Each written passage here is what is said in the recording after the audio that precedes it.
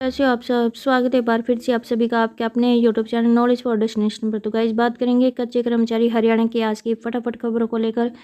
तो आइए जल्दी से जान लेते हैं आज की खबरें की कौन सी खबर कहाँ से आई। लेकिन गाइस इससे पहले अगर आप चैनल से पहली बार जुड़े हो तो चैनल को भी जरूर सब्सक्राइब करें।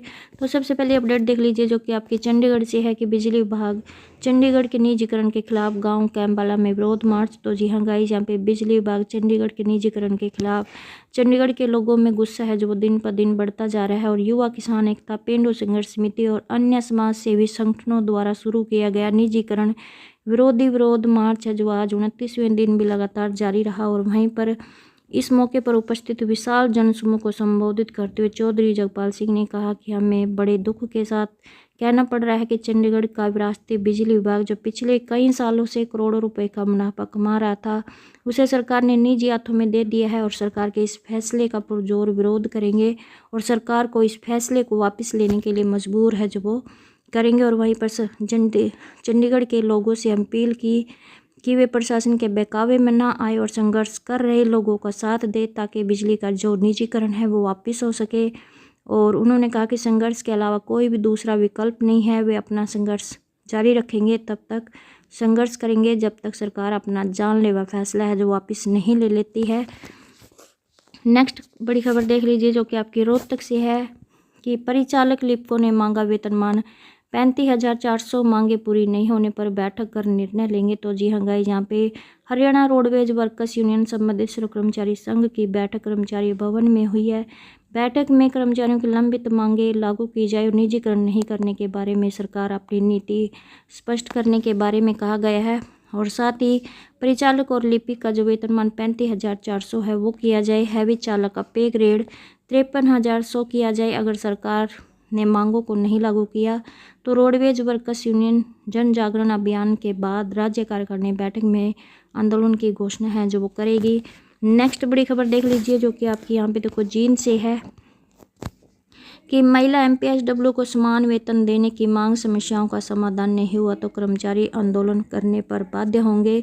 तो जी हाँ गाइस, यहाँ पे बहुउद्देशीय स्वास्थ्य कर्मचारी एसोसिएशन ने स्वास्थ्य विभाग में राष्ट्रीय स्वास्थ्य मिशन के कार्यरत सभी एमपीएसडब्ल्यू महिला को नियमित कर्मचारियों की भांति FPL 6 के तहत 35,400 का वेतनमान देने की मांग है जो उठाई गई है, जिसके लिए यहाँ पे अब सिविल सर्जन के माध्यम से सरकार को पत्र लिखा है।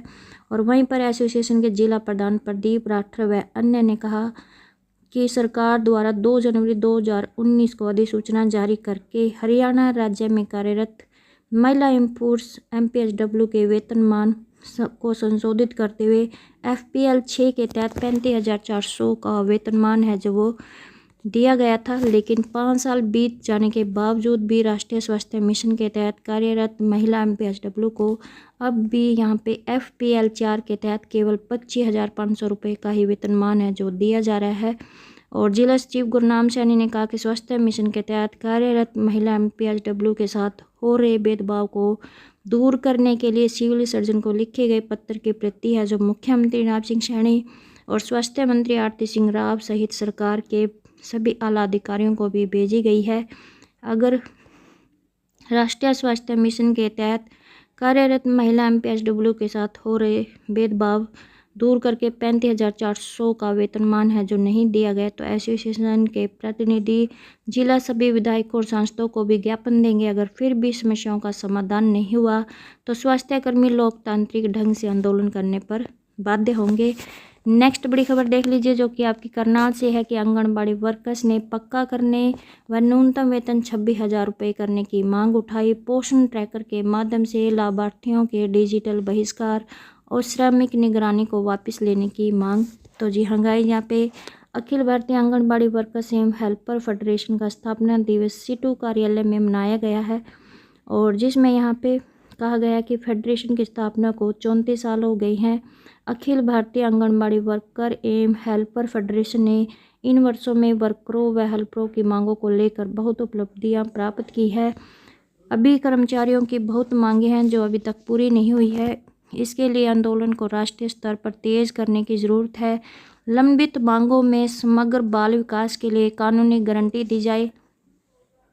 आंगनबाड़ी वर्करों व हेल्परों को पक्का किया जाए। न्यूनतम वेतन 26,000 रुपये तय किया जाए। सुप्रीम कोर्ट के आदेश अनुसार ग्रेच्युटी लागू की जाए। 4 श्रम विरोधी संहिता तुरंत वापस ली जाए। ICDS का किसी भी स्तर पर निजीकरण न किया जाए। पोषण ट्रैकर के माध्यम से लाभार्थियों के डिजिटल बहिष्कार और श्रमिक निगरानी को वापस लिया जाए। और वहीं पर बिजनेस राणा व ममता ने कहा कि केंद्र सरकार व राज्य सरकार द्वारा हर साल बजट में कटौती करके ICDS विभाग को बंद होने के कगार पर पहुंचा दिया है।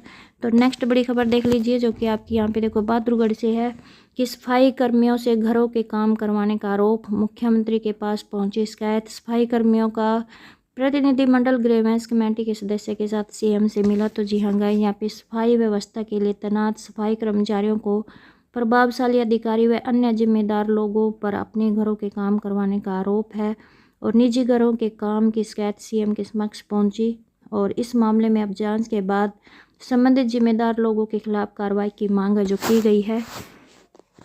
इसको लेकर गाइस यहाँ पे इस संदर्भ में सफाई कर्मचारियों का जो प्रतिनिधि मंडल है वह ग्रीवेंस कमेटी के सदस्य जसवीर सैनी के साथ CM से मिला और सफाई कर्मचारियों ने CM को बताया कि जहां बहादुरगढ़ में आबादी के हिसाब से सफाई कर्मचारियों की कमी है, वहीं पर कुछ प्रभावशाली लोगों ने सफाई कर्मचारियों से अपने घरों में काम करवाने का आरोप है और यदि कोई भी सफाई कर्मचारी इन कार्यों को करने से मना करता है तो उसे काम से हटाने की धमकी भी मिलती है। और वहीं पर सफाई कर्मचारियों को कई माह से वेतन भी नहीं मिला है और ठेकेदार की ओर से भी सफाई कर्मचारियों को काम से हटाने की जो धमकी है वो मिल रही है। तो अब CM ने सफाई कर्मचारियों को विश्वास दिलाया कि किसी भी गरीब आदमी को परेशान करने वालों को बख्शा नहीं जाएगा। जल्द ही सफाई कर्मचारियों के मामले से बिचौलियों को बाहर है जो किया जाएगा। नेक्स्ट बड़ी खबर देख लीजिए, जो कि आपकी यहाँ पे देखो हिसार से है कि 470 आशा वर्करों के खाते में जारी डाले गए 5-5 हज़ार रुपये। तो गाइस यहाँ पे जिला स्वास्थ्य विभाग की ओर से बीते वर्ष सितंबर व दिसंबर माह में आयोजित किए गए स्किल टेस्ट को पास करने वाली 470 आशा वर्करों को 5-5 हज़ार रुपये की राशि है जो विभाग की ओर से जारी की गई है और इसके साथ ही नए विभाग की ओर से सर्टिफिकेट भी जारी किए गए हैं जो इनके पते पर भेजे जा रहे हैं। और जिले में 696 आशा वर्करों में से कुल 491 ने सितंबर में लिखित परीक्षा दी थी। इसमें से 21 फेल हो गई हैं और अन्य 470 को विभाग की ओर से इनके खातों में लिखित परीक्षा पास करने पर राशि जारी की गई है। स्वास्थ्य विभाग के आदेशों पर NIOS की ओर से यहाँ पे आशा वर्करों में प्रतिभा जांच के लिए आशा वर्करों की लिखित परीक्षा जो सितंबर व दिसंबर में आयोजित हुई थी और सितंबर में कुल 696 आशा वर्करों की लिखित परीक्षा आयोजित किया गया था। इसके अलावा 226 आशा ने 22 दिसंबर को हिसार में जहाज पुल चौक स्थित गवर्नमेंट सीनियर सेकेंडरी स्कूल में लिखित परीक्षा है जो वो दी थी। नेक्स्ट बड़ी खबर देख लीजिए, जो कि आपकी यहाँ पे चंडीगढ़ से है कि प्रदेश भर में गरीबों को मिलेंगे घर। सामाजिक सुरक्षा का बढ़ेगा दायरा। गरीब परिवारों की महिलाओं को हर माह मिलेंगे 2100 रुपये। बढ़ेगी बुजुर्गों की पेंशन। तो जी हाँ गाइस, यहाँ पे प्रदेश में अंत्योदय के उत्थान के प्रयास अब और भी तेज होंगे। शहर और गांव में 6 लाख गरीब परिवारों को घर उपलब्ध कराने का लक्ष्य है। अगले महीने विधानसभा में पेश होने जा रहे बजट में गरीब परिवारों की महिलाओं को हर महीने 2100 रुपये की आर्थिक सहायता और बुजुर्गों, विधवाओं और दिव्यांगों की पेंशन में बढ़ोतरी है जो की जाएगी। और नए साल में सभी गरीबों के सिर पर छत, बेहतर शिक्षा और अंत्योदय परिवारों के युवाओं को रोजगार के लिए कई योजनाएं भी हैं जो परवान चढ़ेंगी। और इसके अतिरिक्त यहाँ पे परिवार पहचान पत्र के अनुसार 1,80,000 रुपये तक की वार्षिक पारिवारिक आय वाले जरूरतमंदों परिवारों को मकान बनाने के लिए 1.5 लाख रुपए की अतिरिक्त सब्सिडी दी जाएगी। और ऐसे परिवारों के पास भूमि नहीं हुई तो उन्हें ज़मीन भी है जो उपलब्ध करवाई जाएगी। प्रदेश में गरीबी रेखा के नीचे के 35 लाख से अधिक परिवारों को मुफ्त राशन उपलब्ध करवाया जा रहा है। और वहीं पर मुख्यमंत्री अंत्योदय परिवार उत्थान योजना के माध्यम से हर गरीब परिवार की न्यूनतम वार्षिक आय 1,80,000 रुपये सुनिश्चित करना है। अंत्योदय मेलों के माध्यम से भी अभी तक 50,000 गरीब युवाओं को स्वरोजगार के लिए लोन और कौशल प्रशिक्षण दिलाया जा चुका है। और जल्द ही अंत्योदय उत्थान मेलों का अगला दौर भी शुरू होगा जिसमें गरीब युवाओं को स्वावलंबी और आर्थिक रूप से मजबूत बनाने का प्रयास है जो किया जाएगा। और इतना ही नहीं, यहाँ पे अनुसूचित और विमुक्त जाति के परिवारों का नाम अगर BPL सूची में है तो उन्हें कन्या विवाह सगुन योजना के तहत 71,000 रुपये भी दिए जाएंगे। इसके अलावा सभी वर्गों की विधवाओं, बेसहारा महिला, अनाथ बच्चों जो BPL सूची में है या उनकी आय 1,80,000 रुपये से कम है तो उन्हें शादी में 51,000 रुपये का शगुन भी है जो वो दिया जाएगा। अनुसूचित जाति के युवाओं को सूक्ष्म और लघु उद्योग लगाने के लिए प्लाटों की कीमत में 20% की छूट मिलेगी। हालांकि योजना का लाभ उठाने के लिए प्लाट मिलने के 3 साल के भीतर है जो परियोजना को शुरू करना होगा। औद्योगिक प्रशिक्षण संस्थानों में प्रवेश लेने वाली 3 लाख रुपये वार्षिक से कम पारिवारिक आय वाली प्रत्येक छात्रा को 2500 रुपये की वित्तीय सहायता भी दी जाएगी। देश में रोजगार के लिए मुफ्त सिखाई जाएगी विदेशी भाषाएं। तो रोजगार को बढ़ावा देने के लिए 1000 हर रहित स्टोर और खोले जाएंगे और वहीं पर युवाओं विदेश में रोजगार के इच्छुक युवाओं को जर्मन, जापानी, इतालवी जैसी भाषाएं भी है जो सिखाई जाएंगी। और श्रमिकों के लिए NCR में बनेंगे लेबर हॉस्टल। तो राष्ट्रीय राजधानी क्षेत्र में श्रमिकों के लिए किफ़ायती किराए के आवास योजना के रूप में लेबर हॉस्टल भी है जो बनाए जाएंगे। और वहीं पर 2 लाख युवाओं का कौशल विकास। तो हरियाणा कौशल विकास मिशन के तहत 2 लाख बेरोजगार युवाओं को कौशल प्रशिक्षण भी है जो वो दिया जाएगा।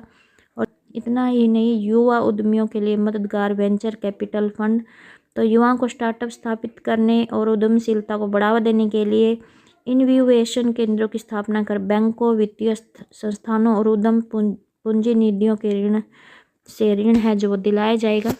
तो नेक्स्ट बड़ी खबर देख लीजिए जो कि आपकी नई दिल्ली से है कि EPFO में मिले 5,000 रुपये पेंशन। तो जी हाँ गाइस, यहाँ पे श्रमिक संगठनों ने वित्त वर्ष 2025-26 के बजट में EPFO के तहत मिलने वाली न्यूनतम पेंशन को 5 गुना करने और 8वें वेतन आयोग के तत्काल गठन और अत्यधिक अमीर लोगों पर अधिक कर लगाने की सोमवार को मांग की गई है। और वहीं पर वित्त मंत्री निर्मला सीतारमण के साथ अपनी बजट पूर्व बैठकों में श्रमिक संगठनों के नेताओं ने आयकर छूट सीमा को बढ़ाकर 10 लाख रुपये सालाना करने, अस्थायी कामगारों के लिए सामाजिक सुरक्षा योजना लाने और सरकारी कर्मचारियों के लिए पुरानी पेंशन योजना को बहाल करने की मांग की है। भारतीय मजदूर संघ के संगठन सचिव पवन कुमार ने कहा कि कर्मचारी पेंशन योजना 1995 EPS 95 के तहत दे न्यूनतम पेंशन को पहले 1,000 रुपये प्रति माह से बढ़ाकर 5,000 रुपये मासिक किया जाना चाहिए और फिर इसमें VDA परिवर्तनीय महंगाई भत्ते को भी जोड़ा जाना चाहिए। उन्होंने यह भी सुझाव दिया कि आयकर छूट की सीमा बढ़ाकर 10 लाख रुपये की जानी चाहिए। और वहीं पर वित्त मंत्रालय ने देर शाम बताया कि बजट पूर्व बैठकों का समापन है जो वो हो गया है।